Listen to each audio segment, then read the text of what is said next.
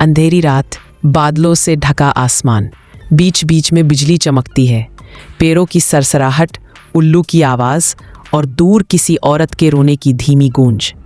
रवि और उसकी दोस्त नेहा बाइक पर जंगल के रास्ते से गुजर रहे हैं। नेहा डरते हुए कहती है, रवि ये रास्ता बहुत डरावना है। रवि हंसते हुए, डरने की क्या बात है, यह सिर्फ एक शॉर्टकट है। लेकिन तभी बाइक अचानक अपने आप बंद हो जाती है। रवि उतरकर देखता है, पेट्रोल पूरा है, मशीन भी ठीक। फिर भी इंजन स्टार्ट नहीं हो रहा। जंगल में सन्नाटा छा जाता है। तभी दूर से एक लड़की की रोने की आवाज़ आती है।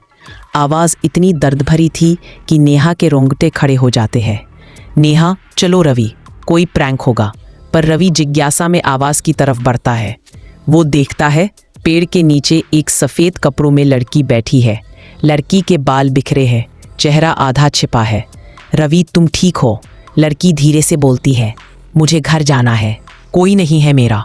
रवि उसकी मदद करने का फैसला करता है, पर नेहा बेचैन रहती है।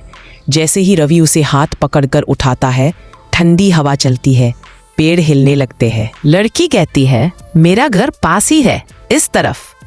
रवि बाइक पर बैठाकर ले जाता है। नेहा पीछे डरती हुई बैठी है। थोड़ी दूर पर एक पुरानी हवेली दिखाई देती है। टूटी खिड़कियां, सूखी बेलें और दरवाजे पर जंग लगा ताला आधा खुला। लड़की मुस्कुराकर कहती है, यही मेरा घर है।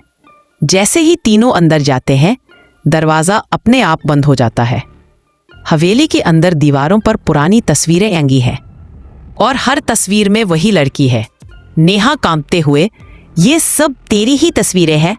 लड़की चुप रहती है, बस धीमे से कहती है, यादें बहुत पुरानी हैं।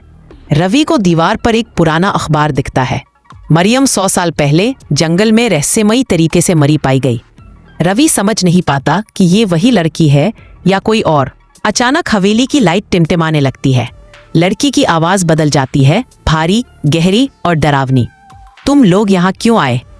नेहा चिल्लाती है, रवि चलो यहाँ से। पर दरवाज़ा बंद हो चुका होता है। लड़की अब हवा में तैरने लगती है, बाल खुले हुए, आंखें लाल। मैं मरियम हूँ, जिसने मुझे मारा था वो तुम्हारे जैसा ही दिखता था। रवि काम जाता है, मैंने कुछ नहीं किया। मरियम चिल्लाती है, हर जन्म में तुम लौटते हो, हर जन्म में मैं तुम्हें ढूंढती हूँ। ज़मीन पर दरारें पड़ती है, हवेली हिलने लगती है। नेहा डर के मारे बेहोश हो जाती है। रवि रोता है, अगर मैंने तुम्हें दुख दिया था, माफ़ कर दो, अब और नहीं। मरियम रुकती है, उसकी आंखों से आंसू गिरते हैं। वो कहती है, तुम्हारे पछतावे ने मुझे शांति दी, अब मैं मुक्त हो रही हूँ। मरियम धीरे धीरे रोशनी में बदल जाती है। दीवारों पर उसके सारे चित्र जलकर राख हो जाते हैं। रवि और नेहा बाहर भागते हैं। हवेली पीछे से आग की लपटों में गिर जाती है। रवि दूर से देखता है, मरियम की परछाई आसमान में मुस्कुराते हुए गायब हो जाती है। अगले दिन रवि और नेहा पुलिस के साथ लौटते हैं। हवेली पूरी तरह राख बन चुकी है, लेकिन राख में उन्हें एक सोने की चेन मिलती है जिस पर लिखा है R+M। नेहा हैरान, रवि ये क्या है? रवि के चेहरे पर सन्नाटा। वो कहता है, ये वही चेन है जो मैंने आज रात मरियम को दी थी। रवि बाइक पर बैठता है, शीशे में खुद को देखता है। उसके पीछे मरियम की परछाई मुस्कुरा रही होती है। धीरे से वही आवाज़ गूंजती है, मैं अब भी तुम्हारे साथ हूँ।